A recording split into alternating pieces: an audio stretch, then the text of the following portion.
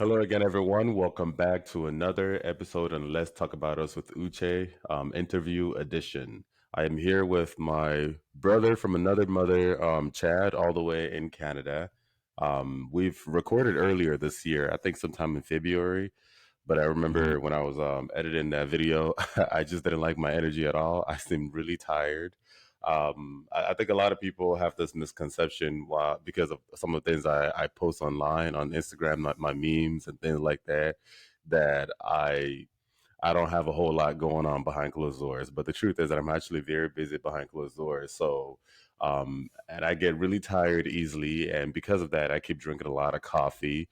And that day when we recorded, I was high on caffeine. So I didn't like my energy. It seemed like I was, there mentally. I was there physically, but mentally I wasn't really there. I wasn't really connected. So this is a rerun and retry of the episode that we recorded earlier. Thank you so much for joining. Thank you so much for being patient. Thank you so much for being understanding. And thank you so much for carving out your time on your day off to come back for a rerun and repeat interview. Thank you so much, Chad. Do you want to give a quick introduction of who you are? Sure. Well, thank you back for having me. We always have some pretty dope conversations, so it's always a pleasure being on the space. My name's Chad Hopson. I have a brand called So Indifferent um, that focuses on mental health, wellness, and community. What started off as a passion for graphic design has turned into a responsibility for social um, um, for working on finding ways to help with the socialization of youth and children when it comes to mental health and self-expression and creativity. I think as we live in a Mm. world right now where there's a lot of quick gratification. I think what I've been trying to do over the last couple of years is show people what happens when you plant a seed and you have the patience and grace with yourself to allow that seed to fully develop. Perfect. That's actually one of the reasons why I wanted to talk to you today. We're going to be talking about Black people, and we're going to be talking about Black entrepreneurship and Black content creation. Clearly, you're an entrepreneur yourself. You are also a content creator, and you're obviously a Black man. So I want to know, how did you get into the space of content creation? What is it that triggered it? I know you said it was passion for you. Was there some type of catalytic moment where you feel like, okay, you know what, I have to do something? Where did that come from? It's it's funny, man. It's interesting because I think everything has kind of come full circle. Hmm. When I was in my like late teens, I remember I've always dealt with some form of like a depression. Like I've always dealt with that. I've recognized it since I was like in middle school. I realized after high school that it was there. I needed something to do. I needed something to fill my time with. I decided one day to just go to the store downtown um, and just kind of go check it out. And I went in there. I was like, hey, like, can I just get that guitar on the wall? I just pointed to a bass guitar. I've tried guitar, regular guitar. I just could never wrap my hand around like the chord structure and all that. So I just went to the store, said, hey, can I have that? Um, brought it home. I was on the subway. I was like, what the hell am I doing with this? Brought it home, and I sat it on my lap, and it's just like a transformer kind of thing. It was like it just felt like so natural. And Mm. I remember setting goals for myself to aspire to be in a band because I never saw any reflections of anybody that looked like me that was in a band. Right. So for me, it's Mm. just like, that's just something I want to do. And I realized that a lot of the people that were my age and a lot of the friends that I had from previous schools and whatnot, they'd be doing music. I've always been interested in music, rapping, all that kind of stuff. I think everybody that I went to school with at least rapped for at least a short period of time. But for me, it was just almost like you just kind of hand somebody a CD and that was it. There's no real form of it just felt so kind of one dimensional from my perspective. And on top of that, there's everybody who's trying to be this one thing. So Mm. for me, it was like, how could I do this thing? But instead of competing with everybody, how can I differentiate myself? And picking up the bass guitar was my that decision.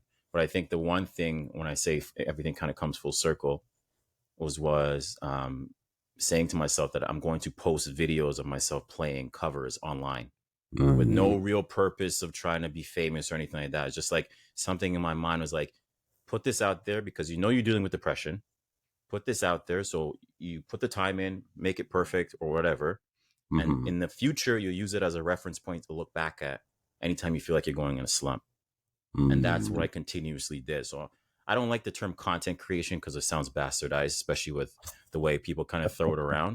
I think what I was doing is more so for self-preservation to help me, to keep me grounded and keep me focused on why I'm here and what I'm about, and a healthy way of expressing myself. Yeah, I do understand, the whole bastardization of the content creation word.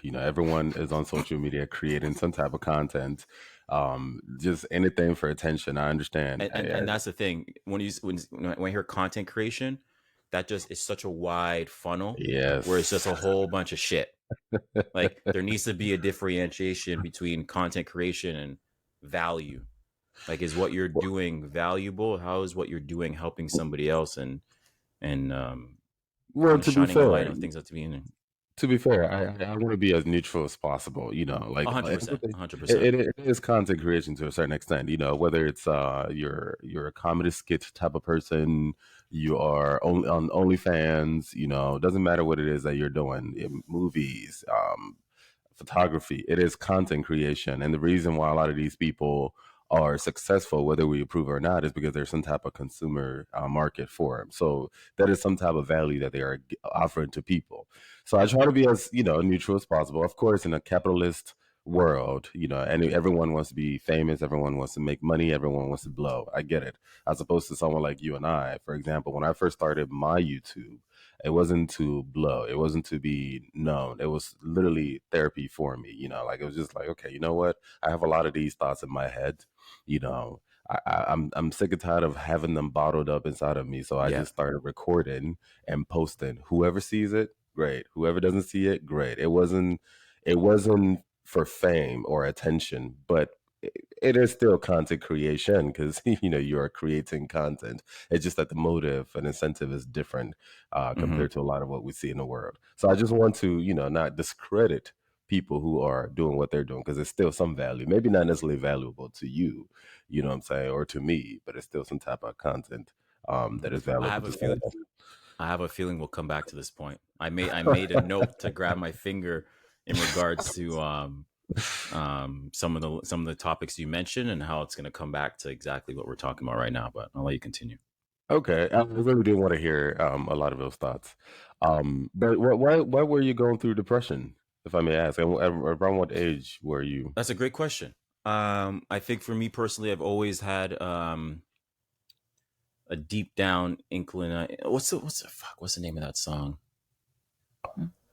Fuck, man, there's a name of a song. Constant. God. Man, I can see the woman. I just can't put my finger on. But basically, that song kind of sums it up. I think there was a constant yearning for something more. Mm, Um, I think at the same time, I realized that I don't know, man. I just think as a kid, I think adults tend to, I'm not saying that my parents or the people around me did this, but I think as adults, we tend to minimize some of the thoughts and opinions that children have. I think there's a lot we can learn from them if we just do it without judgment. But I think okay. I just was just privy to the bullshit. um, Even just questioning things like Santa Claus. Like for me, it didn't make sense because um, I lived in Jane and Finch in Toronto. It was very there's a lot of negative stuff that happened in the 90s in that area. But for me, I was always wondering like, how is Santa Claus going to get into the crib if the doors are locked? Like it just did, those kind of things didn't make sense to me. It's like, how does he know if I was always questioning things, right? And Mm, I always had this sense of curiosity that I'm so grateful that I held on to well into adulthood. Was it easy? It wasn't, because the world's constantly trying to figure out ways to um, make things black and white. So there's yes. no room for you to be like, can I just? It's like, no, you can't look under there. This is it. That's done. And if you do look under there, you're going to go under here. You're going to go to this. You're going to go to hell, whatever that might be. I just Yeah. think I just held on to this innate curiosity about life that's kind of guided me through. But I think the depression for me was more so the fact that I was picking up on things subconsciously that I couldn't articulate consciously up until like the last year and a half. Like that's when I could really start to pinpoint it. And I just think it's just been a lot of responding to external stimuli And I think now, having dealt with depression, because I'm done with it. I've Mm-hmm. been able to look at it, deal with it. I know what I'm dealing with. I think now it's more so that I'm able to um, create like a barrier around myself Yeah. where I can just stop external stimuli and things that would zap my energy. Whereas before, it was just a lot of things just like coming at me. Mm-hmm. So would you say it was the word that hindered you from exploring, or was it the people who raised you, like your parents, this community that you grew up in? Oh, my parents, my teachers were like Interesting. monumental in my growth. I think it's the environment overall outside of my family, outside of school, What type that of had environment specifically? an impoverished one, Oh, I like see. a very like a it's like a working class area, right? Everybody's new immigrants settle there. There's a working class. There's a lot of ways for people to get in trouble. Mm, There's not a lot of opportunity. Well, there were a lot of opportunities if you look for them, but I think there's a lot of opportunities for you to slip through the cracks. I see. I guess I've always been lucky enough to have even the dudes that like that lived in the building that were partaking in things that were of a lesser nature or more criminality stuff. They'd always be like, yo, go to school, do this, don't end up here. Yeah. If I see you doing this, I'm gonna mess you up. Like that we always, and that's the thing. Like I respect my elders growing up because those guys, like, although some of them are lost their lives, end up in jail, whatnot. There was a few of them that made sure that at least I didn't, or some of the other people didn't fall into those cracks Hmm. because there's repercussions for that. So the depression was, wanted more for yourself, but then there's that disparity between what you want and what your environment was offering you. Is that what it is? Yeah, but I think life moved on me because I think if I didn't get expelled from my high school, I think I'd probably be a very different person because I've Well, been why did you get fortunate enough. expelled? I got kicked out because I got in trouble. I got sent to. I was in a predominantly multicultural school. Ended up going to another school that was predominantly white, where you can count the black people on your hands. But I think having that contrast showed me, and that experience at that predominantly white school showed me how to interact with other people from other, with like the general population, if that makes sense.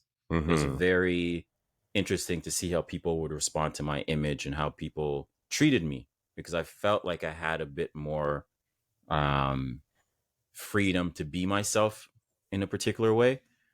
Whereas the other school, I didn't really have that freedom because I'd be judged or you get like you're white for doing this, you're all this shit where it's like it's people trying to like kind of keep you in a box. And it's like I understand like why, and I'm in this mode where it's the whole idea. And it's funny, I was thinking about this earlier today. Like I forgive them for they do not know why they sin. Like Mm, they're in the same predicament that I was in, right? mm, If they were plucked from that environment, put somewhere else, they would be living life the way they saw fit, where they mm. didn't have to feel like there was like this need to show how tough you are and like there's no room for weakness or any of that other shit. Yeah, hurt people hurt people. So you got in trouble in the black school, not the white school. I want to call it a black school. I call it multicultural. Like it's just is Okay. one of the schools in the local area. What did you do? Pop somebody in the face? No. Just honest to God, I just think honestly it was a what's the word I'm looking for? It was mistaken identity. Okay. I think just me and another person had a similar name. I did partake in what happened, but I think I honestly think that it was, and honestly, you're gonna be the first person I share this with, like outside of like my close friends. But like, you know what happened? I'll never forget this. I remember time slowing down and saying like, "Chad, if you make this decision, there's no turning back." It was like I was ready to jump in to protect like one of my friends, and it went like slow motion. Like, Chad, if you move forward with this, things are going Mm, to change. You can either stop or you can stand back. But for me, it was like this. I'm not going to watch my friend get assaulted or do anything, even if they're in the wrong. I'm not going to allow somebody to hurt them. So for me, it was like, of course, I'm going to go in and like try to defend or do what I need to do to make sure that hmm. my friend doesn't get hurt. I'll never forget that, and my life changed dramatically after that. I see. So let me ask you this. A lot of the things that you went through when you were younger, with depression, anxiety, and things like that, mental health problems, do you think a lot of what made it worse is the fact that you're a black person? Like, if you were not black, do you think that the Western world has a lot more? This is just what I think. I feel like the Western world gives other cultures, specifically white people, more liberty to explore those types of curiosity as opposed to being a black person. A black person who is thinking outside the box within the black community, you're always being shunned, talking, oh, you're talking all that mess, you're trying to sound white. You think you're better than everyone else. Maybe that's just me, that's some of the things that I've gotten living here in America. I did this whole self-discovery thing all through my 20s. Like ever since I was like 16, it's always trying to learn about myself, fear and what that meant, all of it. And I realized that over the last like 3, 4.5 years, when I've studied, because 2020 was a very interesting year. And for me, it's something I've always known was potentially going to happen. I was always mentally preparing for it. But I think one thing that it allowed me to do was take the time to figure out, why is it the same shit that I experienced when I was a kid happening now, and nothing's Mm. changing. So that's something Happening I, now to you or just in just general? in general, like it's the same shit. Like I remember seeing somebody, there's shootouts in my hallway growing up. I remember we'd be playing outside, we heard gunshots. That's not a healthy environment for a child. I didn't know anything of it. Like you see it in the movies, but like the reality of it, like I wouldn't want my kids to experience that kind of shit. Mm. Like no kid should have to experience that. I think um, in terms of I think being black had definitely played a role in the depression, because I think what I was trying to figure out is, why is it that I can't express myself like everybody else, or why can't I express myself as freely? I always felt like there was constraints, and I'm not going to just pin that on white people or just black people. I'm going to pin that on the image that people have of black people, or just even me, because I don't Mm. like, I'm not putting everybody in the bucket, but I think for me, what I experienced collectively all through my, from 15 to now, like for one, black people aren't the types to experience nature, because that's for white people. That never made sense to me. Mm. Why is it that like when people were actually think, like when people were dealing with me, they weren't actually dealing with Chad, they were dealing with an image of Chad based on how I would Mm. dress or carry myself. To a lot of people, I talk white, I Mm. sound white to people. Excuse my French, that's not my fucking problem. I can give a fuck. You know what I mean? um So it's like all these positive attributes that I have will be considered white. The things that would benefit me spiritually, going into nature, like skydiving, I did that because I wanted to challenge that fear and get closer to that. And what that showed me was, damn, man, like I'm falling at over 100 something kilometers an hour. Parachutes opened. I see my car and it's this big, and my car at the time was paying $490 a month just to drive it. I remember looking at my car falling back to earth. I'm like, man, I'm stressing over that. Like, I wish people can see the expansiveness of like the Mm. beauty of this planet. So I'm like, why am Mm. I, or even going camping? Like, black people don't camp. Like, and that's the thing I realized, that like the more I would express myself, the more I'd run into people that'll be like, why do you want to go camping? That's for white people. Aren't you afraid of this? Aren't you afraid of that? Or, oh, you're a black bassist. Of course you're a black bassist. Black people always play bass guitar. It's always this, it's always trying to put me in a box, and it's always Yeah. me pushing up. So that within that conflict, that's where it gets, that's where the mental and emotional exhaustion comes into play, because you're Mm. constantly pushing against something while you're trying to be yourself. Mm. That makes sense. And I'm guessing today what's different is that you just stopped giving a shit. I I that's why my brand is called So Indifferent, So because back indifferent. Yeah. when I started off, like Yeah. after high school, I remember sitting in my dining room table at home, my parents' place. I'm like, I don't know what I want to do. I know I want to do something with art.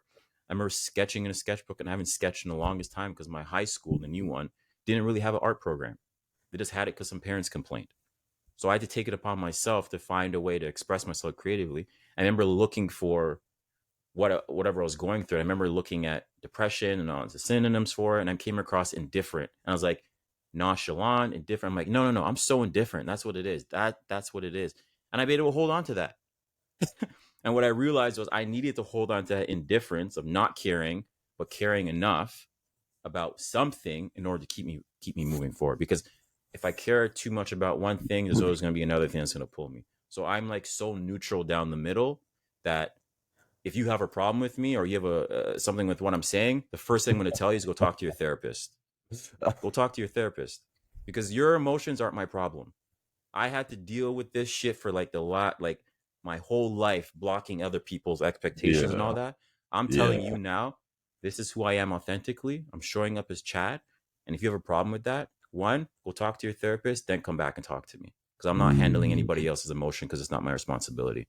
You know, it's really interesting. I'm smiling here very hard because I feel like you and I, we speak the same language. You know, of course, I'm not 100%. talking about language literally. You know, there's a lot of the things that you've said today, though, of course, you know, our past conversations before that I could definitely relate to. It's really interesting how I was born and raised in Nigeria, you in Canada, yet there's so much overlap on our childhood, you know, depression, mental health issues, not fitted in. Even growing up in Nigeria, there's a lot of me that I didn't really feel connected to Nigeria. And I know this Hmm. is something that maybe a lot of Nigerians will actually confidently say, but for me specifically, there's a lot in Nigeria that I just felt so disconnected from. You know, the way the people, the general mentality, for example, I remember being like 5, 6 years old, thinking to myself, I love my family, but I don't want to be like them when I grow older. Because I saw how, for example, how extremely religious they were. They will pray, they will fast, they'll invite their guests, you know, they'll invite their friends over as guests. And then as soon as the guests will leave, they'll start gossiping about the same guests. I saw that and it made me very uncomfortable. Like how can, you know, and I'm a very intentional type of person. How can you say that God is our creator, all of it, and God created every single one of us, and we're supposed to love each other, yet you're not really loving this person you claim to be your friend. I was about 4, 5, 6 years old connecting that dot. It just, there's something about my childhood that I felt like, okay, maybe I am the problem, you know, because I didn't see a lot of kids like me. I didn't see a lot of adults that I could emulate. There was no one that I could like, you know what, there's this person inspires me. I aspire to be like them. So that created a lot of depression. You know, of course, I was being judged harshly. Oh, Uche's got always got to be different. Oh, he's too much. You know, there's always something different about him. Being too much, like Being all too those much. talking points, There's man. always Like, something, and of course, you know, a lot of that, you know, brought me down because as a kid in Nigeria, you know, like who can I run to? Who can I talk to? You know, what therapy sessions can I sign up for? You know, so I had to deal with that yeah, pain growing up. And even when I moved to America, I was still going through a lot of that. You know, my demons followed me down here. But I've gotten older, I started being like, you know what, fuck it. I'm gonna just do me. Okay.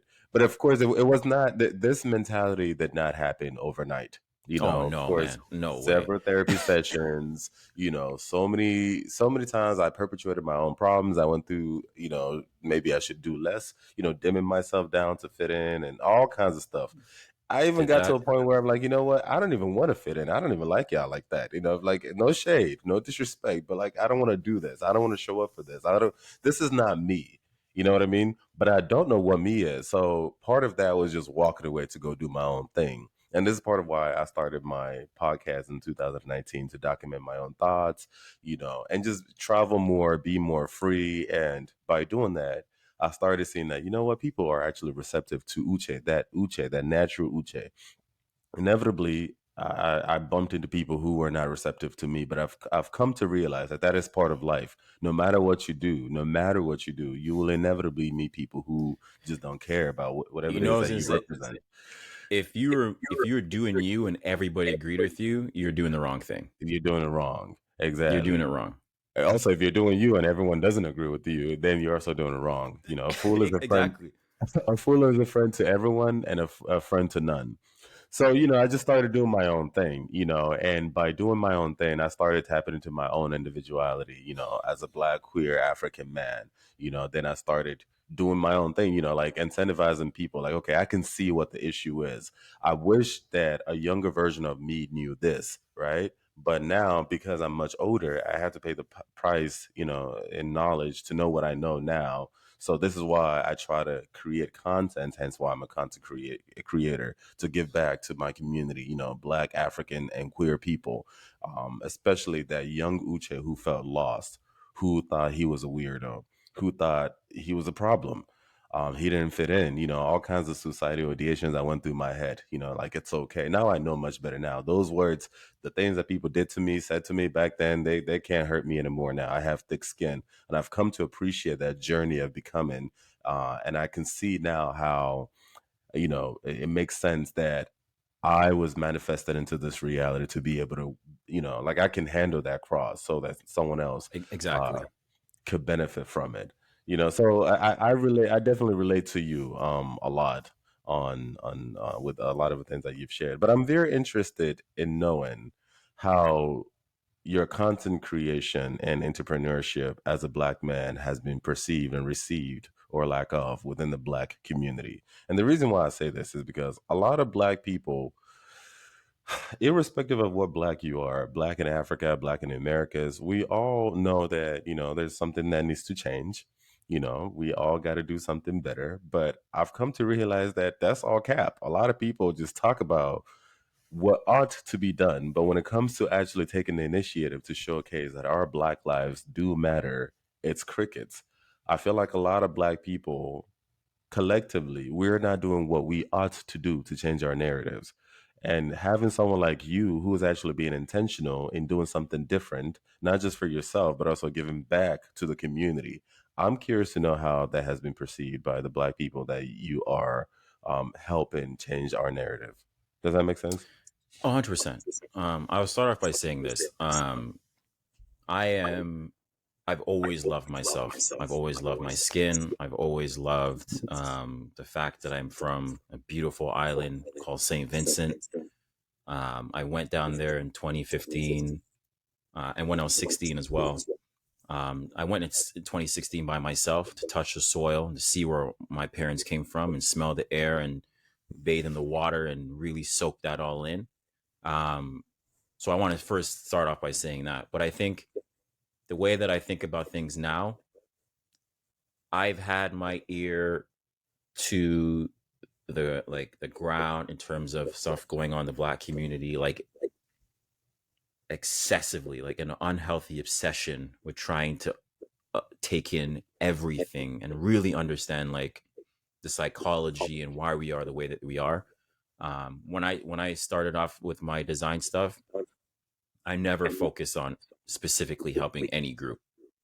I was Mhm. selfishly doing this as a way to express myself and learn about myself. Um, if there was an opportunity to play in a particular band, I would take it because I wanted to play and learn about myself. Uh, I knew the importance of that image in showing up in a space that's predominantly of one ethnicity and showing up as myself and killing it. That's how I combat that. In terms of some of the entrepreneurial pursuits, one thing I've noticed, and I have friends that are entrepreneurs as well. Oh, sorry, let me turn on this echo cancellation thing. One thing I notice with friends as well is that whenever you're doing something as a black entrepreneur, people have perceive the value to be a lot lower. So, for example, we're all family and friends, and everybody's got my back when it comes to working on Mhm. something. And I was like, "Oh, we're brothers now, man. You gonna hit me that discount?" It's like, no, like what? What? Like Is that people or black people? I think people in general, but I realize from a lot of people that I dealt with, a lot of people, and I have friends that attest to this too, right? From their own experiences, what I Mm. was able to sum up from their black males' experiences being entrepreneurs is that a lot of people go to them expecting a discount because they're black. So there's Mm. already a perceived, so because we share the same skin color, that you should be helping me out. But in reality, it doesn't work like that. Like you would go to the Gucci store or you go to the Apple store and pay full price for their products. But if I'm Yeah. trying to build my come up, you want a discount. So that was one thing I've noticed. And I didn't have to go around asking everybody for it. I'm the type of person where I'll talk to 50 people and come up with my own consensus on what the median or medium like the root of that issue is. And that was one thing Mhm. that I felt was very interesting. But I get the psychology. I get the psychology because I spent time figuring that out, because I think it's beyond just black Americans, Africans. I think it's a it's a overarching issue that just black people have to deal with. So black people constantly asking for discounts. Is that because they just want to use that as an opportunity to save money, or is it because they think that whatever it is that you're offering is actually of lower value and quality? Save money. But I don't want to say all black people. Like I've had some people that saw the value in it. Mhm, But for the most part, yeah, a lot of people would use that as an opportunity to get a discount. And for me, that to me mhm, was like a disrespect because I'm doing something that I love. I'm doing something I went to school for, and mhm. you're not going to go to a lawyer. Actually, my buddy is a paralegal, and he get hit with discounts all the time. But you're not going to go to like a dentist and ask for like you're going to get some teeth pulled out. I was like, yo, hit me with that like family and friends discount. Like it's just it's stupid. And another thing that I've experienced too in terms of like not even an entrepreneurship, but like even like in serving or bartending, like I've had some black people come in and just like not even tip me. You know what I mean? I don't take it personally. I it is what it is at the end of the day. Because once you guys leave or once that experience is done, there's always gonna be someone else. So I was having an abundance mindset, but that was Mhm. always something. I was like, why is this like why is that like you go out of your way to disrespect me, but like it was always this thing I just never really understood. And I was like, is it me? Is it because I sound white or is it something that I'm doing or articulating myself? But as I've come to understand, it's just something that has been, I think it's just something that we pick up on and Mm. we could talk about the psychology. We could go into it. Yeah, I'm down to talk about it actually because I want to figure this out. I'm wondering how much of that is a human thing though. Like, of course, as a black person, I don't know what it feels like to be non-black. Like for example, Asians, do they go through the same thing too? Like an Asian person who has a store, when other Asians come to their store, are they asking for discounts? White people also, are their families and friends asking for discounts as well? I wonder how much of that is human and not just us, You see, consciously or subconsciously overlooking our own people. You know what I mean? yeah, yeah, 100%. And I think that's something that I held on for the longest while and thinking is just like maybe it's just a cultural thing, but I think there are cultural things that we do that are negative. For example, if you're trying to build a thriving community, I have to make sure I'm paying the dude at the local milk store full price or whatever price that he's asking for, as long as he's not like price gouging or trying to rip me off, right? Mhm. Because he's paying he has to make sure he makes his bottom line in order to keep the store running, right? Um, I decided in general, especially as a graphic designer, I don't even consider myself a graphic designer anymore. I just decided to remove myself from that, pick up a part time job, and do what I need to do to make sure I can allocate the funds to reinvest into myself. Um, I'm not down. I'm not down for selling myself short. I've done that for so long. It's not something I'm willing to put myself through anymore. And I think at the end of the day, if people don't see value in you, you need to create that. And I think that's something that I've been trying to do. And I think now everything's come full circle, and I can show up as myself, having dealt with the one problem that I set out to solve when I was younger. Unfortunately, we're our own worst enemies. I've always believed that. I think it's also written in the Bible. I don't know how spiritual you are, or religious you are. Oh, I'm very spiritual. A prophet is not recognized in his own hometown.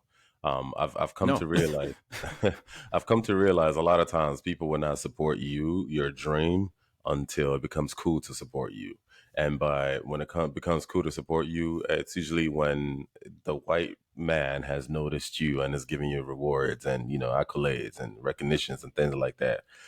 Then all of a sudden people want to they want to creep into your life and hey man, we go way back. No, we don't. When I you know needed what your it is, support, man. you were crickets. Humans are very, very interesting creatures. I've acted for a bit, and I remember just and modeled for a bit, and I just remember how people would treat me when I would post Mm. stuff on Instagram or I did this project or did that. I hated it. I hated the way people treat me because they weren't seeing me. They weren't seeing me. Well, how were they treating you? I don't.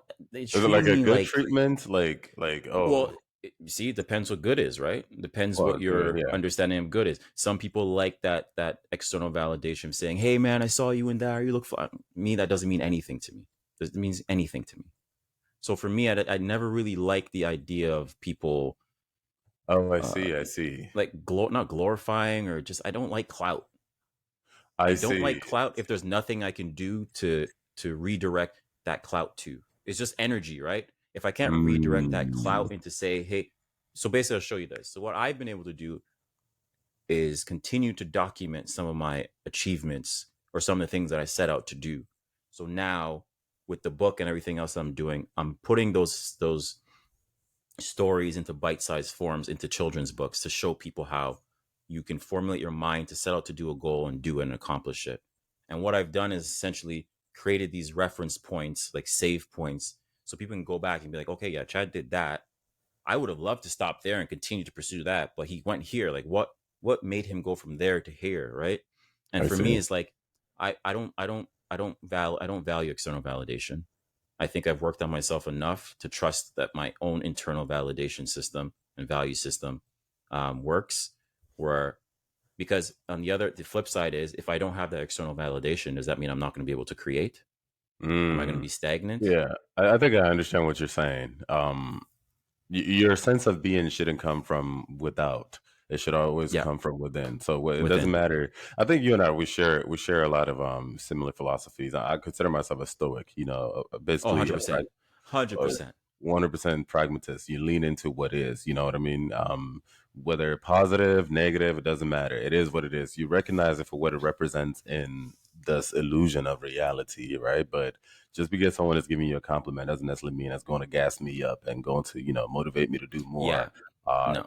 Likewise, just because somebody is dissing me is not going to stop me from still maximizing my highest being, because as long as you're intentional to maximize your highest being, and the highest being that you are pumping creations, contents, you're creating contents that are coming from your soul, it is what it is. But then there's also that part of pragmatism of, we live in a world that is also vain, superficial, and people will naturally respond to that stimuli of sight or whatever it is that they see on social media. And that's part of a marketing strategy. Like you see someone like Beyonce. I'm sure Beyonce is not as vain as some of the things she may be posting on Instagram, or for example, right?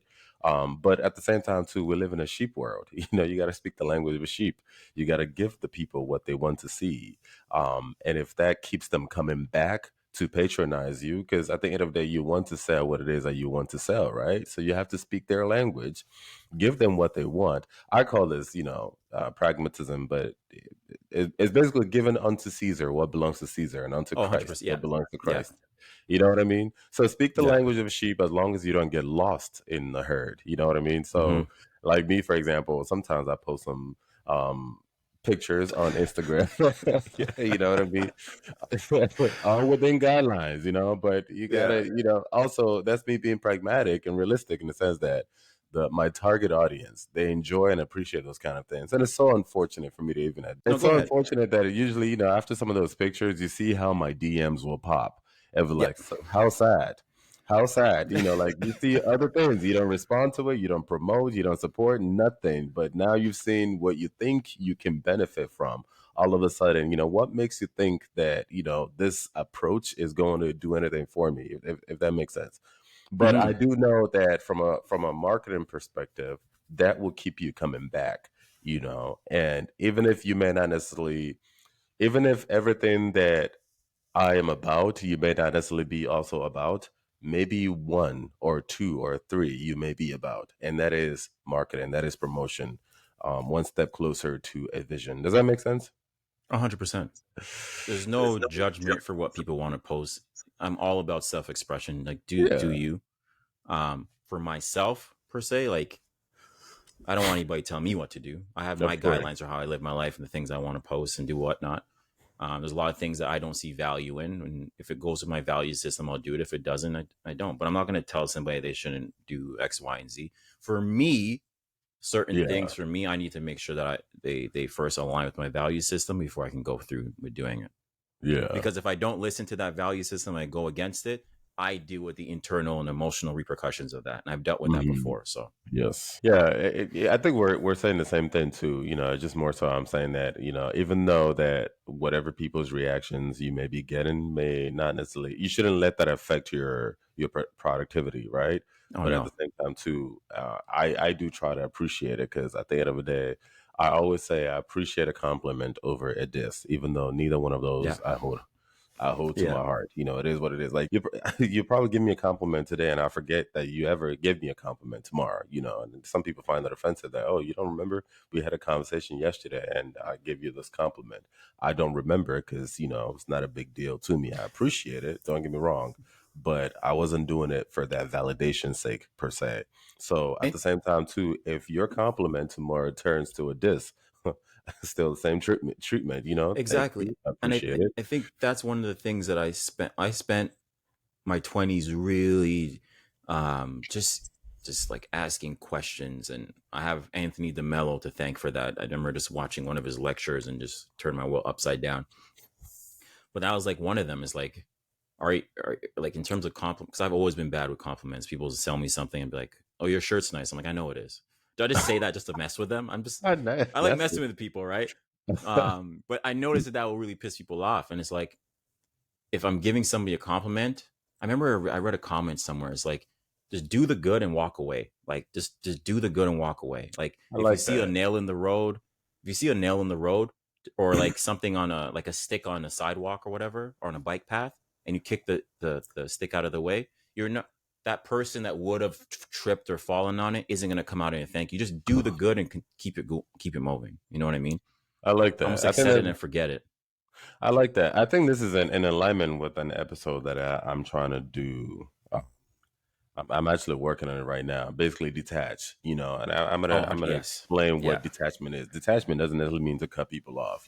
Like just a lot of this is in reflection of my philosophy on this world. I think this world is an illusion. I think this is it's not real. It's a dream. Like the only thing that is real is my consciousness. Which is also your consciousness. You're not real. I'm not real. But we have one consciousness, which is a dreamer's consciousness. So this is not real, right? However, there's some type of we still have to play by the rule book. I call it the rule book. You have to be human, and that's okay. And part of being human is that things will get sucky. That's okay. Sometimes things will get happy, and that's also okay. Either way, you shouldn't hold on so much to what's in this world because it is what it is.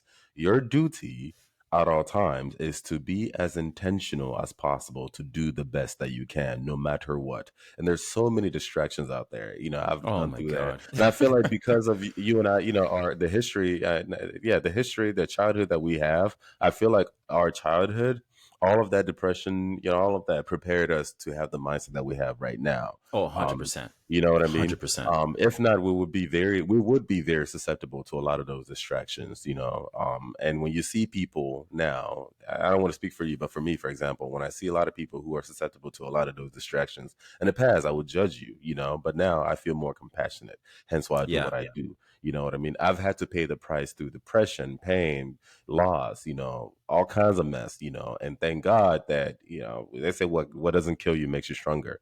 I'm not dead, so hopefully I'm Mhm. stronger. So now it's giving back to my community, and even at that too, living in this world where everything is validation and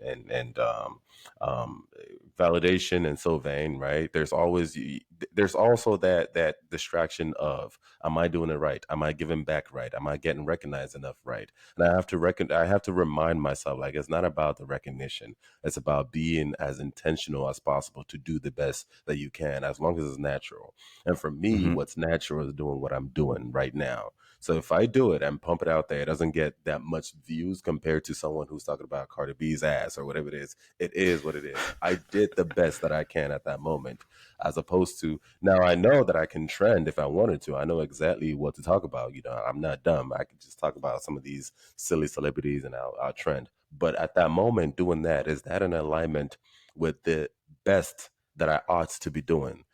If the answer is no, then I would call that a sin against my own self. Of course, I define Yeah. sin differently, but I think you understand that. So yeah, 100%. I Yeah. like that. I like that model of detachment. It is what it is. Do the best you can and leave this shit and walk away anyway. It is what it is. Whether you recognize it, you don't recognize it, All I know is that I'm a traveler, I'm a guest, I'm doing my job, what God put me in this world to do, and at the end of the day, I'll walk away and go home. That's my attitude anyway, and I think I'm And getting that from you. 100%. And I think another, well, something that helped me kind of have a different way of thinking about and approaching it is the whole idea of draining it of emotion. Because I think humans are just they're so interesting. Like, it's so, I can go up to someone and be like, oh my God, that's an amazing shirt. You look great in that shirt. And they'll be like, oh, thank you. Like, be like, oh, but your hair is kind of, oh, wait, is something wrong with my, it's so easy to just like play with people. I don't mean that in like a malicious sense, but I'm just like, if It it's so can be, easy to do that, and we're gonna it go can back be. to that in a bit. Thank you. It can, but we're Yes. gonna go back to that in a bit. Yes. Hold that thought, because I have a whole bunch of stuff to say to that. And I think that's the thing that fascinates me, because it's like, wait a minute, hold up. If they're susceptible to that, then I'm susceptible to that. Well, I got to make sure these blind spots are like, so one thing I've done, and this is what I'm saying, like, I was saying this to, I think my therapist this morning. That some way, shape, or form, there's some sort of intelligence within me that is completely aware to all of this shit. Completely aware. It's there, but he can't tell me everything, but it drops little hints. And I think with coming up with the name So Indifferent for the brand was like, Chad, hold that, I'm gone. You'll figure it out. The master will reappear when you're ready, kind of thing, or the student will appear when the master to appear when the student is ready. And I think with that so indifference is realizing that just because somebody says something bad doesn't mean I have to react emotionally. I think your emotions are the biggest currency you have as an individual. And when you're not in the driver's seat, that's when people can poke and prod and have you jump and pull a string to have you react a certain way. And that's why I've always been interested in advertising ever since I was a Mm. kid. That's the reason I got into graphic design. My teacher put a magazine cover on an overhead projector and was like, look at this cover, da da da da da. 5 minutes goes by. He's like, did your eyes go from here to here to here to here? I'm like, yeah, my eyes did that. Mm. He's like, they designed it like that. I'm like, no, no, no, hold up.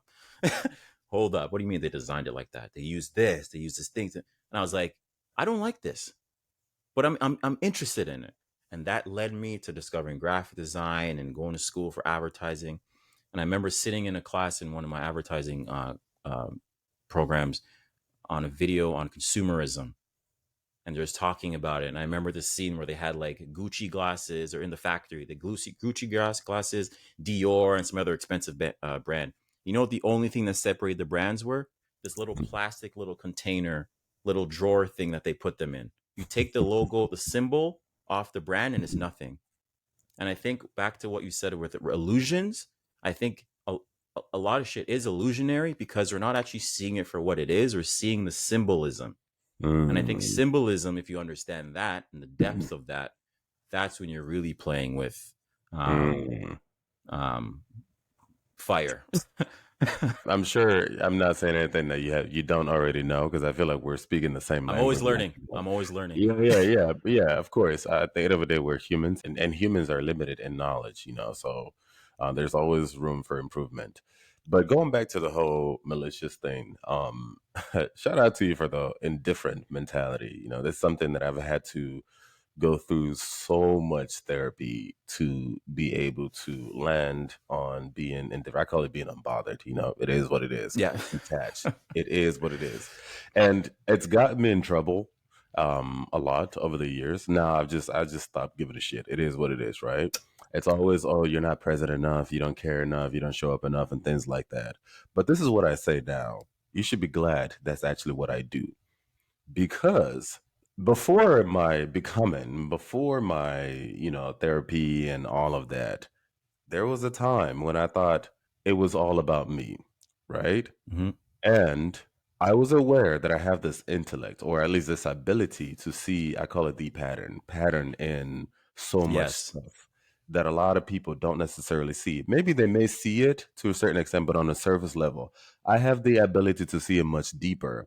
And that's a gift. And the thing about gifts, like I said, is they come in packages, right? Yeah.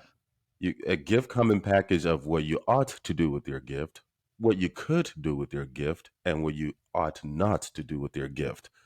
I see a lot of the things that I ought not to do with my gift. Yeah. You know what I Yeah. mean? Yeah. And by me being indifferent, unbothered, and being over here, this is me saving us Yeah. problems because there's so much food around. How do I explain this? It's sort of like giving crack to a recovered crack addict. There's so much. Well, you see how people are easily manipulated, like easily manipulated, like how easily people are easily influenced. Like, exactly what to say to them. You know exactly what they're susceptible to because you tap into that pattern and you see their naivety, their Oh ignorance, and you know man. exactly what to do with it. So it's like being indifferent, being unbothered. This is me being as intentional as possible to not perpetuate the problems that has led us to this mess anyway. And this is one of the things I appreciate about knowing Kevin Samuels, right? Oh, I Kevin. was never really a fan, really. I've seen viral clips of him here and there. But after he died, he blew up. I think we talked about it in our meeting as well. I appreciate knowing Kevin Samuels because watching Kevin Samuels is a reminder of what I ought not to do. Mm. I can see how Uche could become a Kevin Samuels and even worse because Kevin Samuels has the gift of intellect. He knows exactly what to say, what to do. He knows it. But, when you watch how he first started, he was very humble, very Like his first couple videos, like yeah, when he first way. started, Okay. very humble, really relatable type of person, but he wasn't getting clicks and views like that. It wasn't until he started giving the word what they wanted to hear and what they wanted to see. I call it speaking the language of a sheep. But unfortunately, I feel like he got lost in the herd. But then that's a whole nother Mm. conversation. I have to give you a bit of pushback on that. Just a little bit Okay. of pushback. You know what? It's funny because I see myself in Kevin Samuels, and I think Yes, I think we it's do. interesting to see the beginning stages where he's okay, he's himself, and I think what ends up happening is you get to a point where you're frustrated and you're Mhm. angry, and then you're angry that you want people to do better, but they're just not listening. What's funny? I just recently came to the conclusion that I'm better off doing exactly what I was doing prior to me taking in all of this knowledge on the community and all the research that I've been doing. Because if I look back at what I was doing, the value system was there. I was doing things, putting myself in spaces where there weren't a lot of people that looked like me. Or if I wanted to play in a metal band, I play in a metal band. Like I didn't let people stop me from doing the things that I wanted to do. I found myself getting more frustrated and angry and wanting to find a solution to the problem because there aren't people that want to do anything to get better at it. There aren't people wanting to focus on the positive. There are people that are just kind of stewing in this like this cesspool. It's like you guys know you can climb out of it, and like there's a quote. It's like there's this person. It's like in a cesspool of stuff, and he's like, this guy's there. He's like, "Can you help me? You don't want me to help you get out?" He's like, "No, no, no. I just want you to help me make sure they don't make waves." Like he's completely content being in there. A lot of people don't want to get out. A lot of people don't want to get out, and I think the one thing in terms of back to the manipulation and taking advantage of the emotions, I think Black people, Americans specifically, I think everybody knows that how emotional that they are to a point where everybody takes advantage of it, but us. Everybody everybody profits off the pain, the good, the entertainment, the bad, the skills, the talent, even the negative stuff. Like if it was if that was like the equivalent of what a cow would be, not one piece of meat, even the fat, would go to waste. Like everything's being used. And I think if anything, 2020 showed me how easy it is to sway the group collective using emotions. And I think that's the most dangerous thing.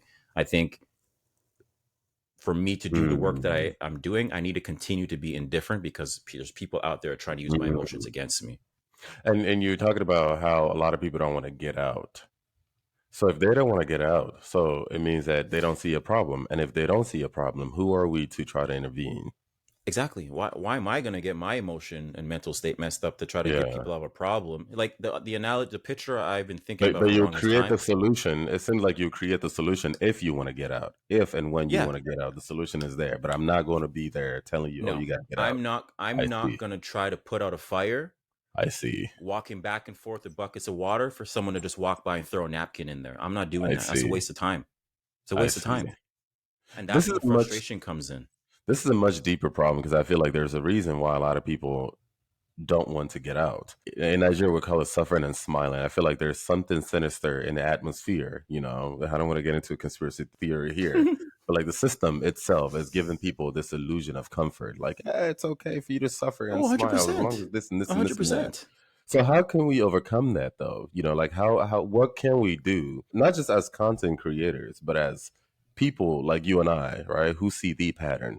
What can we do to shake that system up, if that makes sense? I'll give you my approach to it. So first of all, if you look at things While objectively, keeping our freedom, by the way. That's important too. thank you, while keeping our freedom. The one thing I do is the way okay, first objectively looking at it, for the amount of positive imagery that me and you would have to do to combat what's the negative imagery that's out there, you're wasting your time. Like to go toe to toe with that, for every 5 books that I make, there are 150 rap videos that are getting seen and viewed more than the book. You know what I mean? There's no point going up to it toe to toe. So the way I think about it is I go back to my value system. Mm, This is why the black culture overall isn't my culture. Like in terms of how people like whatever that is outside, that's not my culture. mm, The way I think about it is if I were to take a cotton swab and wipe that and put that on a petri dish and watch that culture, like put that culture on a petri dish and let it sit, would that culture multiply and thrive, or would it die off?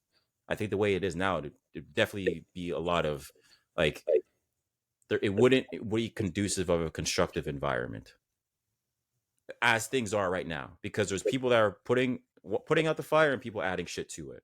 So the way I yeah. look at it is, especially with my books, um, I'm not looking to see any sort of benefit or how it's going to help anybody. I'm ready to not see anything for like 10, 15, 20 years. When I'm like 80 something and someone's like a teacher and they're like, hey man, like my mom got me this book when I was 8. That's my mindset. I'm ready to see that Mm, down there. Now, I'm not interested in seeing it. I yeah. take the small wins. So if a kid draws something and his mom sends me a picture, that to me is like a win. Yeah. I've changed my mindset from looking at things from a quick gratification, short-term gratification, for a long-term gratification, Yeah. because everybody else around us is looking at things from a long-term gratification. The Yes. reason that's why things are the way they are right now is because 150 years ago, 400 years ago, somebody said, my kids are going to do this and have this, while these people aren't. So I think the value system as it is right now needs to be torn down Yeah. and built back up in a way that actually helps us survive Yeah. in a world and in a system that's benefiting off of our pain, sorrow, and misery. Another thing I'd point Yeah. out to you in terms of keeping it alive, YouTube is a perfect example. Yeah. You can continue to make content on these trendy topics of passport bros or black women this, black men this, and all this shit, but all you're doing is feeding the algorithm. Mm, So if I fast forward 30 years from now, I'm like, what happened in 2023? And I see these videos of black people going back and forth with each other.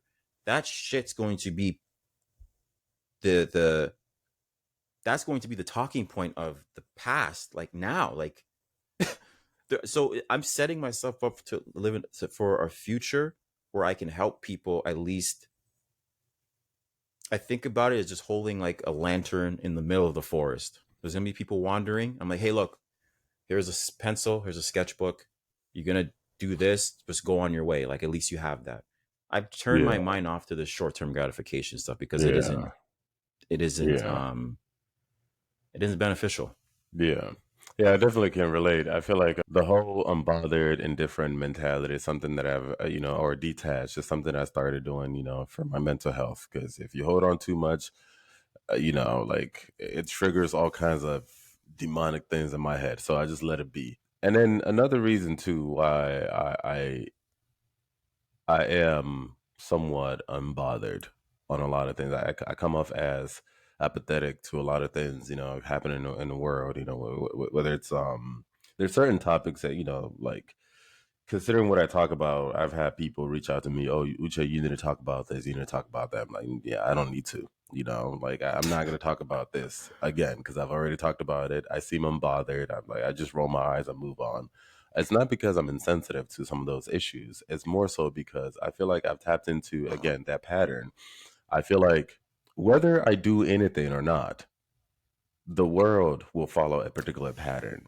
Thank you. Whether I do Yes. anything or not, my job is to do Uche, what comes natural, right? It doesn't matter who's getting shot somewhere, a mass shooting, whatever, what's happening in Uganda, what's happening in God knows what. What will be, inevitably. And I think time will come when the pain of the world we keep perpetuating. I feel like time will come when that pain would get so strong because it's so high, it'll come crashing. I think this is basically what the prophecies are saying when they talk about the end of the world. I think Jesus also mentioned that as well. I think in Matthew, the end of the world, how things are going to be very horrible and things like that. And I think it's because there will be a threshold where that pain just is so much that it just comes crashing. And I think that extreme pain would trigger something, not just individually, but the world as a whole. And I think this place will look very different because eventually and inevitably, I think people are going to start seeing that these systems, these illusory systems, are not working. It's just exactly that. Mm-hmm. It's either you evolve to what is, or you stay in your pain and die, basically. So Mm-hmm. just, I feel like just knowing that, and also, my philosophy on this is not my world. I would inevitably die, so I'm just nothing passing really through. matters. You know what I mean? Yeah. So I'm not gonna hold on to as long as my soul doesn't get stuck in this place because this place is ghetto as hell. So I'm gonna just do the best. I'm just being honest. I'm gonna just do the No, best 100%. I can and just walk away. What will be with or without Uche, and I will be Mm-hmm. judged by God or the universe based on how much of Uche was able to Uche while Uche Mm-hmm. had the opportunity to Uche. Does that make sense? 100%. But you mentioned the pattern. You did like a circular thing with your hand. I think that in itself, like the pattern, if you understand it, you understand that patterns repeat, and there's like a cyclical nature to it. There's always things that repeat. The one thing that I love anything and everything about Egypt. I love like Egyptian history and all that stuff and the symbolism. The Mm, scarab beetle is a very fascinating insect because, um, and the Egyptians revered it. So if you think about a scarab beetle or a dung beetle, for example, a dung beetle, is a dung beetle. A dung beetle uses the animal's waste to reproduce, like to plant this baby and all that other stuff. And I mm-hmm, think that in itself shows you the cyclical nature, the essence of nature in itself, that nothing ever goes to waste, ever, right? In terms of this being stuck in this suffering or whatnot, I think it's as easy as dropping it, and that's all you have to do. mm, I used to get upset when I would be studying some of my Stoic philosophies or my spirituality texts and whatnot, and I meditate on these things, and it's just like, just drop it, just get rid of it. And it's so easy to say, but in actuality, it's so difficult. Like if, for mm-hmm. example, if Black people collectively decided that, you know what, I'm not going to support Spotify for having music on there that talks about degrading things amongst Black people, and I'm going to drop it, Mm-hmm. the world would change tomorrow. It's just Mm-hmm. getting everybody on the same page. If you're tired of the violence happening in your neighborhood, get rid of your Spotify. Just get rid of the platform that That some of perpetrates. these that perpetrates some of the shit that you don't like. I've Mm, done it. If I'm tired of yeah, a particular thing, I but drop it. but we're not a monolith, so that's definitely not happening. I I So so it that's is what another it thing. is. So how do you get everybody on the same page? Because it goes back to like, well, it's just entertainment. Like I listen to it, makes me feel good. So does crack cocaine. Like if I'm tired, I could just do a bump of coke and I'll be great, right? But Mm-hmm. at the expense of your health.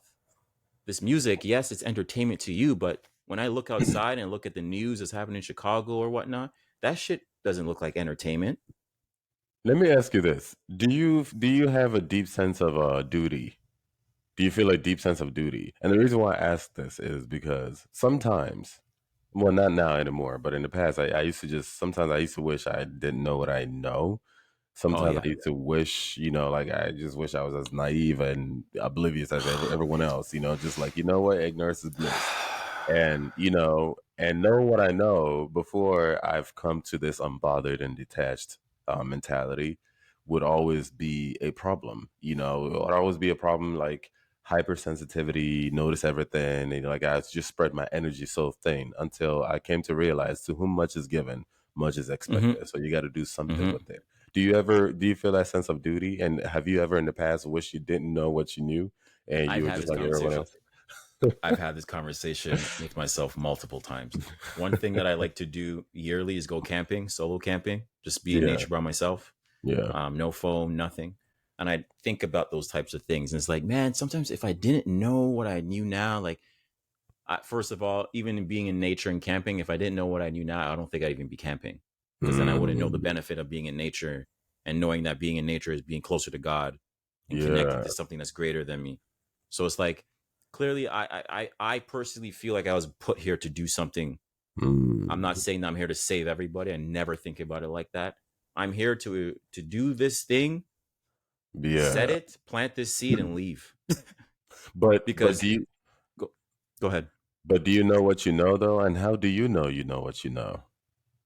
And how do you know I that what you know is better than what they think they know? Do you ever also think about bec- these things? because because I have a deep connection with something inside of me that goes beyond words. I can't even articulate it to you. And you know what the funny thing is? I'm seeing it manifest in my children's book, where I actually went through it the other day. I'm like 99% done. It's going to be out in a couple of weeks. I was going through it the other day. I'm like, holy shit. Like, dude, like, I don't even remember doing that. And this book is really special to me. There's a bit of self sabotage because I didn't want to put it out, because there's so many nuances and little tiny things I put in Yeah, to help bring that awareness to people. And I yeah. think looking at that and the moments that I had, like drawing some of the pages and crying, even just putting some of the stuff together, is just like, dude, like, I'm being used as an instrument by something greater than me, where I Mm, can just be on the phone. I saw one of my best friends actually 2 days ago, and I showed him the book or whatnot. I was like, dude, I want to show you this page that I drew. In 2020, we were on the phone for like an hour and a half, and I drew this page when I was on the phone with you. You know, like when you're driving a car, yeah, you're conscious, but you're unconscious at the same time. yeah, You'll know if your window's open just a slight bit, even though you're doing yeah, 120. There's yeah. that trust. I Huh. know, I know that dude behind me is getting ready to turn, and then he turns. There's that knowingness. That's the knowingness that I have within myself. It's a knowing. It's not a I think. It's not a I think maybe. No, no. It's a I know. And when it comes to anybody else saying, Chad, I think, no, I'm not interested in that. I got to Yeah. set that wall up, because it took I'm, me I'm just messing with you years as to a, get to this point.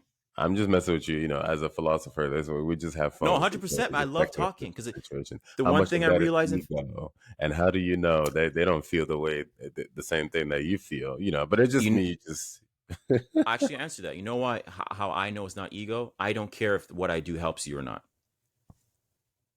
I'm okay. not doing it for that. Yeah. If it helps you, that's great. If it doesn't, that's also great.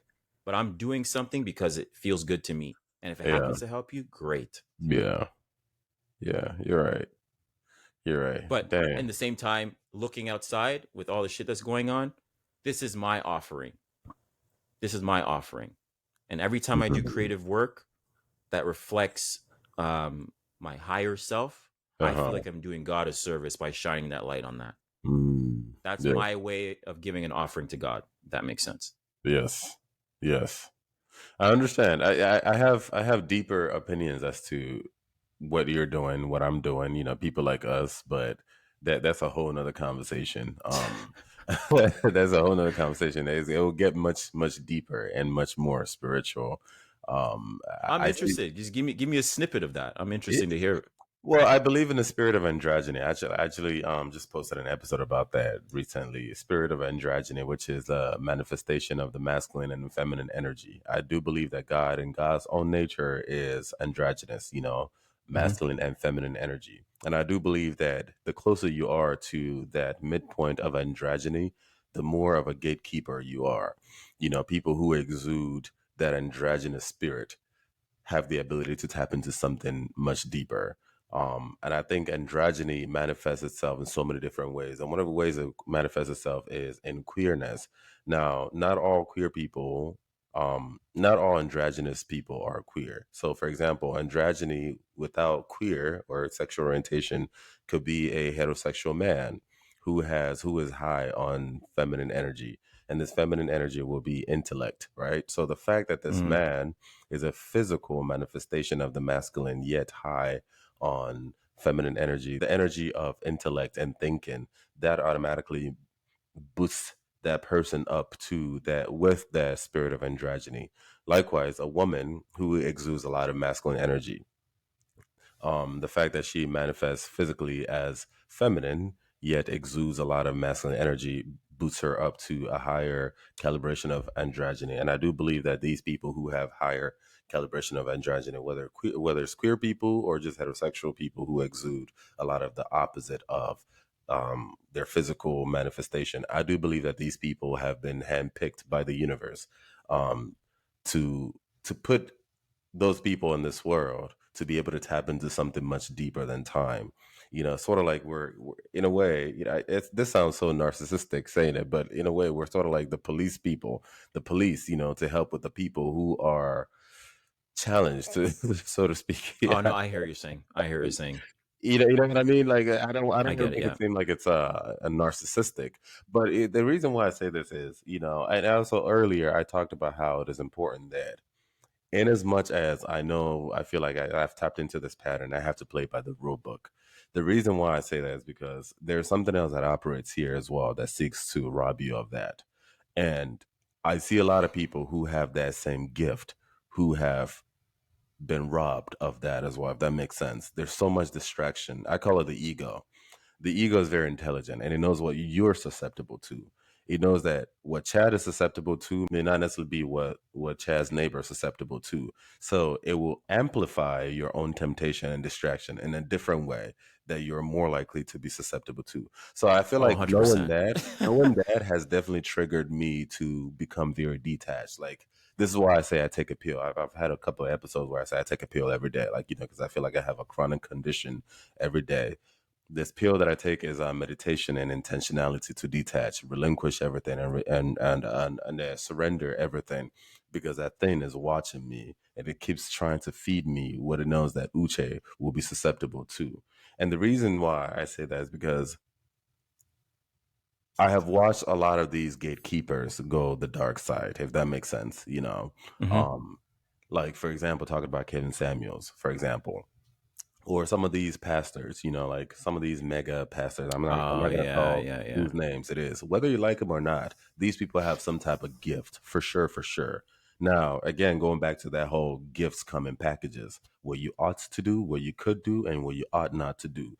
I feel like a lot of those people, because that thing has gotten to them, they have used that gift to do what they ought Mm, not to do. That makes sense. So yes, I have tapped into that pattern, but it's also very important that I tap into that pattern and maintain Uche 100%.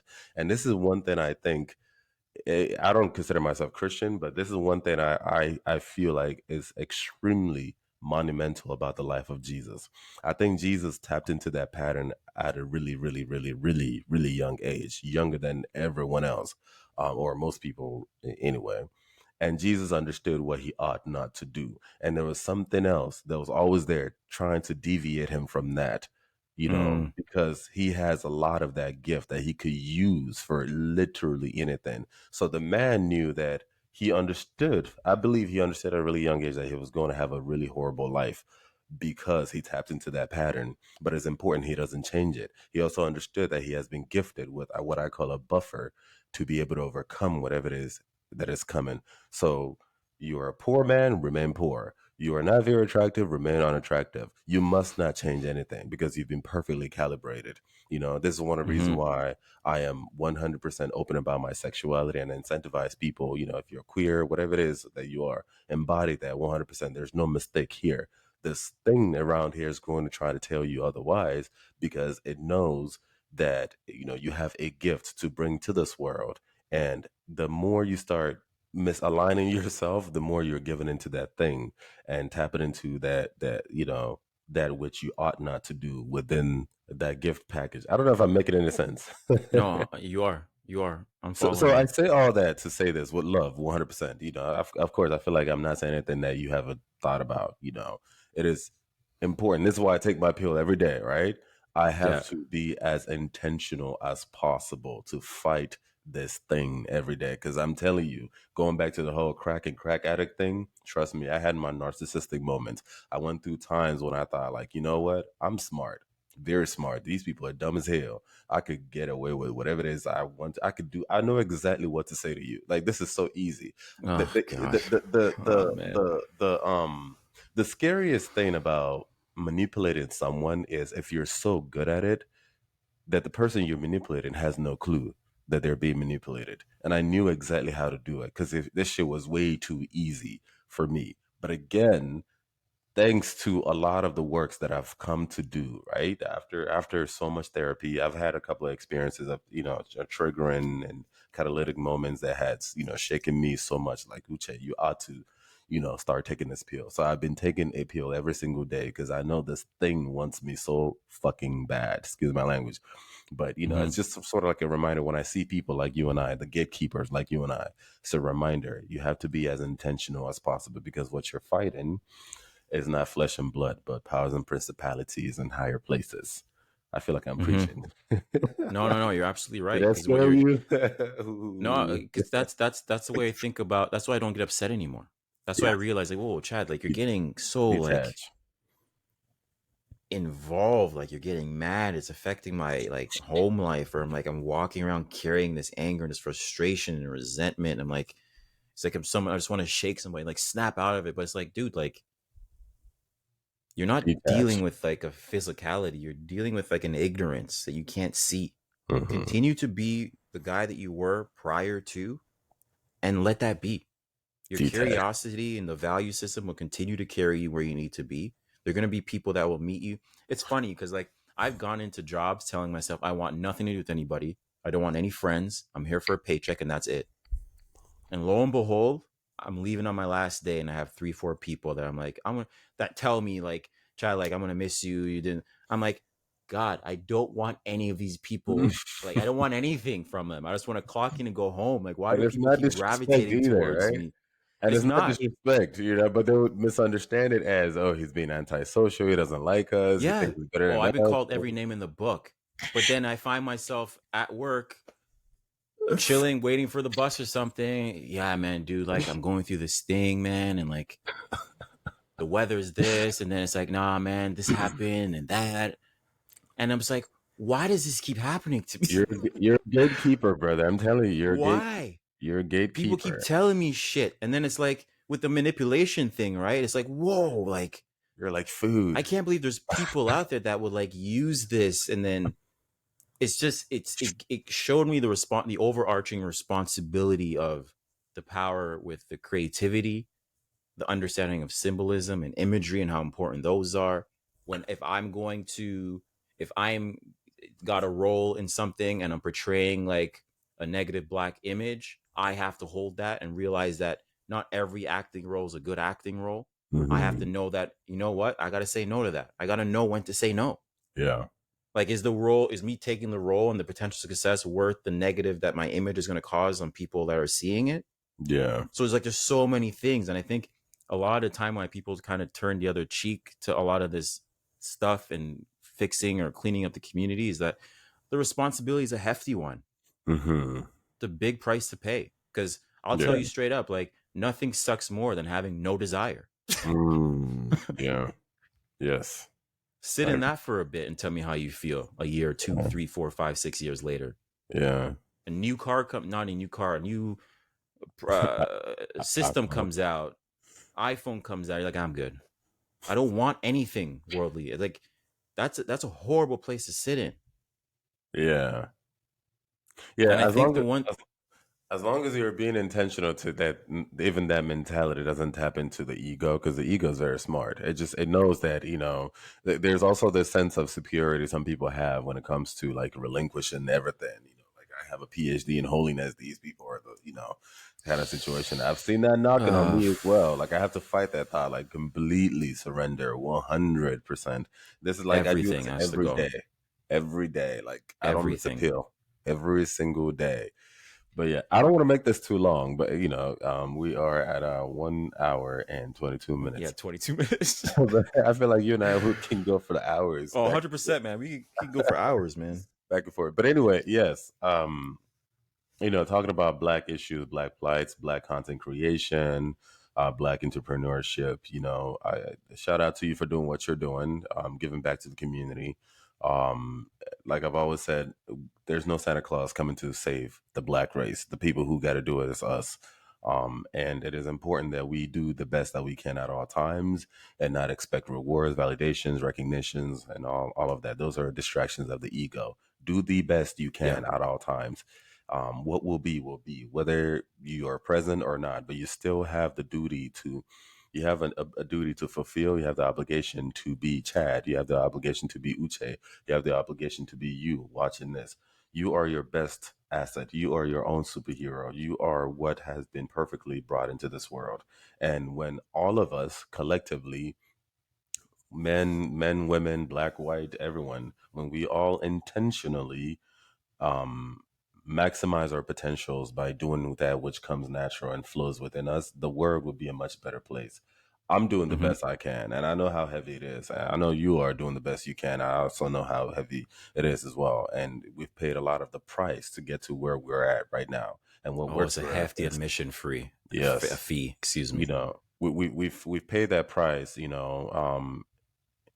We've gone to a place in our lives now where we want to give back to people, younger versions of ourselves, or even people who are much older, so they don't have to go through some of the things that we've gone through, selflessly, of course. So you owe it to yourself and you owe it to everyone else to do the best that you can at all times, or don't. Either way, it is what it is, because Yeah.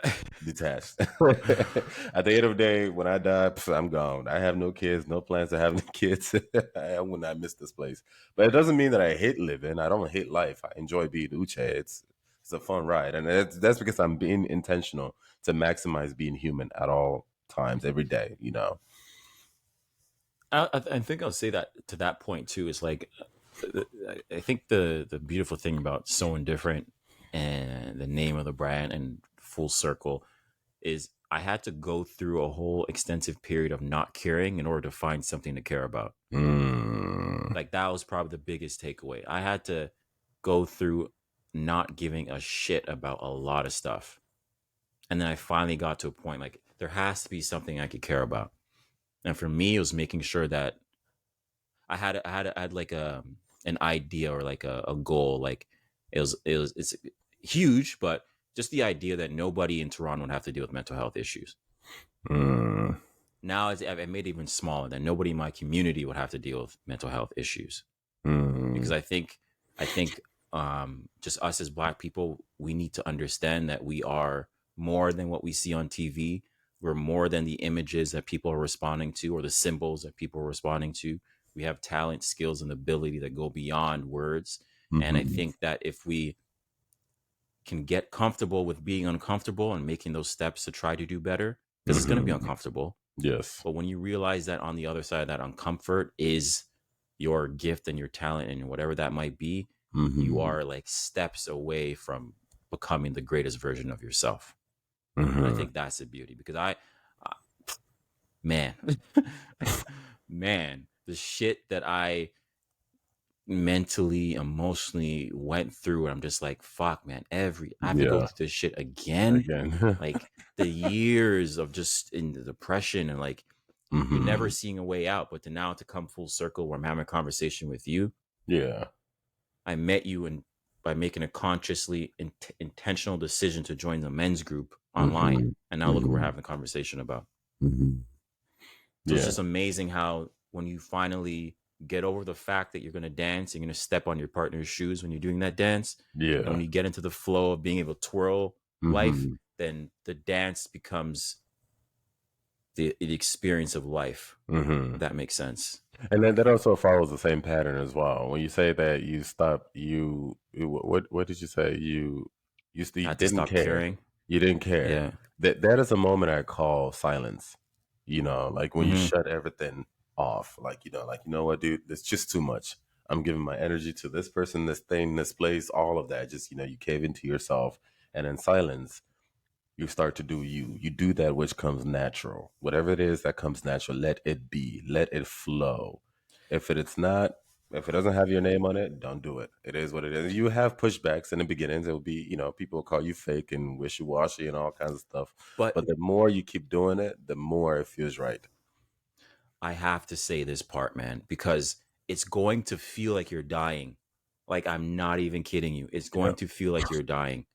It's Yeah. going to feel like your being is dying. That's not you dying. Yeah. That's the ego, You're you shedding. confronting the ego, and the ego saying, if I go, we both go. The Yeah. amount, this is the thing that pisses, upsets me with mental health and suicidal ideation and all that stuff.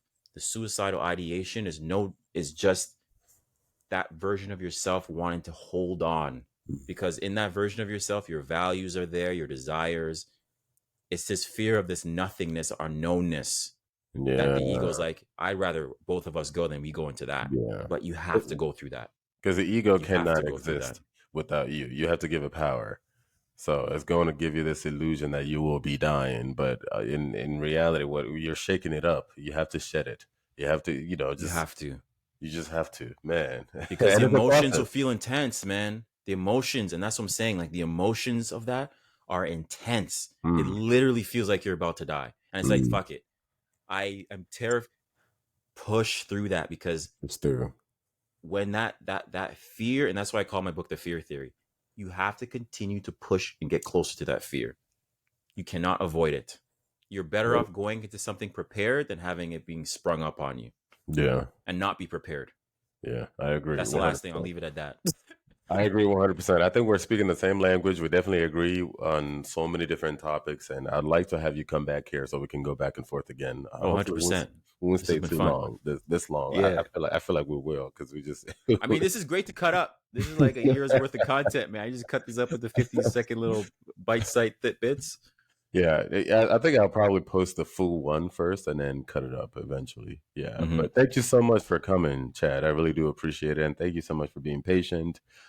This is something we should have done months before, but I am, lined up on projects, and I'm currently leaving the country in a week and leaving the country again in a month. So working, so I have so much happening. Again, I feel like I have some people who think that I just stay at home and share memes all day long. No, memes is a love language for me. Like this boy is busy, okay? Like I got a lot of things I'm working on, you know what I'm saying? So, but thank you for being patient. Thank you for being understanding. Hopefully we can do this again someday. Do you want to leave information on how we can find you? Anyone who's watching and is interested to connect? Yeah, so you can follow me on Instagram at so indifferent underscore. If you want to learn more about me and my creative journey and some of the work that I do, you go to www.soindifferent.com. I have a book coming out called The Fear Theory. It's the second installment. That'll be dropping mid-July 2023. So I'm super excited for that. Thank you so much. And where can they find the book? On Amazon, Barnes and Nobles? No, I'm not doing Amazon. I'm doing my website. All my information and everything On your that regarding website. the book can be found on my Instagram. So indifferent underscore. All right. Thank you so much. Let me know when it drops, actually, if you don't mind. Oh, 100%. Thank you so much, okay, for your time. And this is the end of today's episode. Let us know how you feel about everything we've talked about today. Do you agree? Do you not agree? I always enjoy reading some of these comments and, of course, responding to some of them. Make sure to follow, download, share with your friends and family. If you're watching on YouTube, please also make sure to subscribe. Do not forget to hit that bell notification. So anytime I upload a video, you'll be the very first to be notified. Lastly, feel free to follow on social media. UC_images is Instagram, Twitter, Facebook, LinkedIn, and TikTok is LTAU with Luce. Thank you so much. Until next episode. Peace.